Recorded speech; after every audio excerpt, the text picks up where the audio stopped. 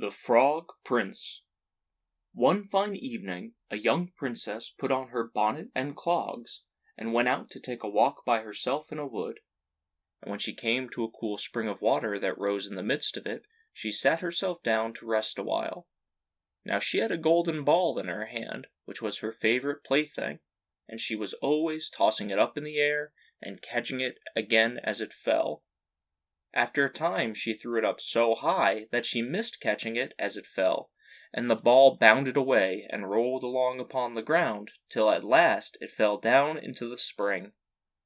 The princess looked into the spring after her ball, but it was very deep, so deep that she could not see the bottom of it.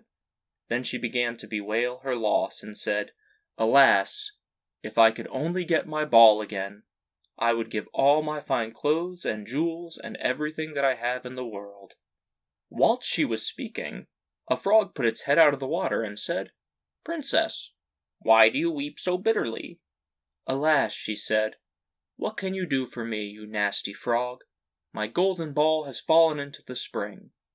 The frog said, "I want not your pearls and jewels and fine clothes, but if you will love me, and let me live with you, and eat from off your golden plate, and sleep upon your bed, I will bring you your ball again." "What nonsense!" thought the princess. "This silly frog is talking.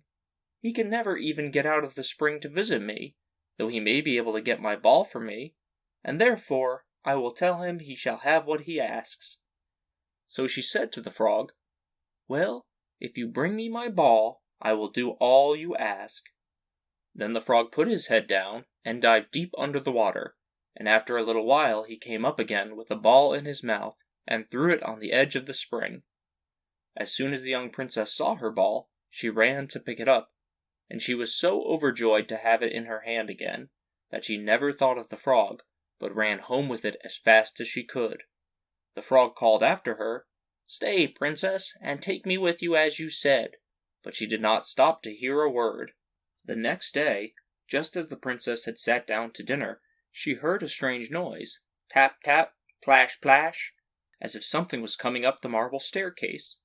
And soon afterwards there was a gentle knock at the door, and a little voice cried out and said, "Open the door, my princess dear, open the door to thy true love here, and mind the words that thou and I said, by the fountain cool in the greenwood shade." Then the princess ran to the door and opened it, and there she saw a little frog, whom she had quite forgotten. At this sight she was sadly frightened, and shutting the door as fast as she could, came back to her seat. The king, her father, seeing that something had frightened her, asked her what was the matter. "There's a nasty frog," she said, "at the door, that lifted my ball for me out of the spring this morning. I told him that he should live with me here, thinking that he could never get it out of the spring, but there he is at the door, and he wants to come in."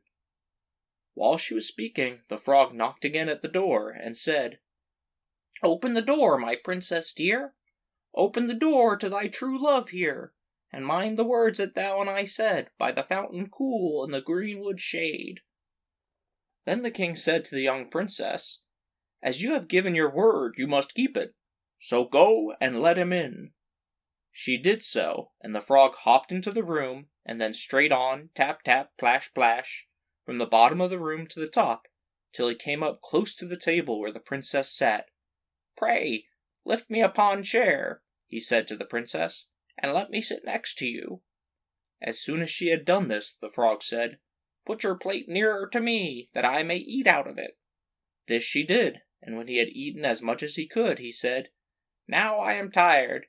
Carry me upstairs and put me into your bed." And the princess, though very unwilling, took him up into her hand, and put him upon the pillow of her own bed, where he slept all night long.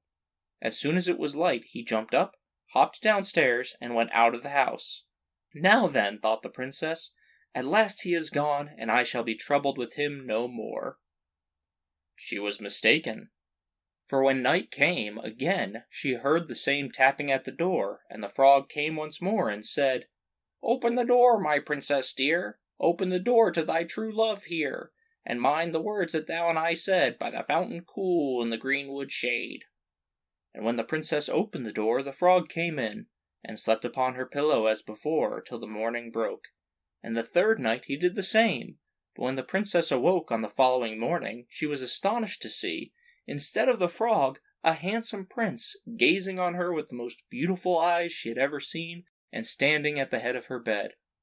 He told her that he had been enchanted by a spiteful fairy, who had changed him into a frog, and that he had been fated so to abide till some princess should take him out of the spring, and let him eat from her plate, and sleep upon her bed for 3 nights. You, said the prince, have broken this cruel charm, and now I have nothing to wish for but that you should go with me into my father's kingdom, where I will marry you and love you as long as you live. The young princess, you may be sure, was not long in saying yes to all this, and as they spoke a gay coach drove up, with 8 beautiful horses, decked with plumes of feathers and a golden harness, and behind the coach rode the prince's servant, faithful Heinrich, who had bewailed the misfortunes of his dear master during his enchantment so long and so bitterly that his heart had well nigh burst. Then they took leave of the king, and got into the coach with 8 horses, and all set out, full of joy and merriment, for the prince's kingdom, which they reached safely, and there they lived happily a great many years.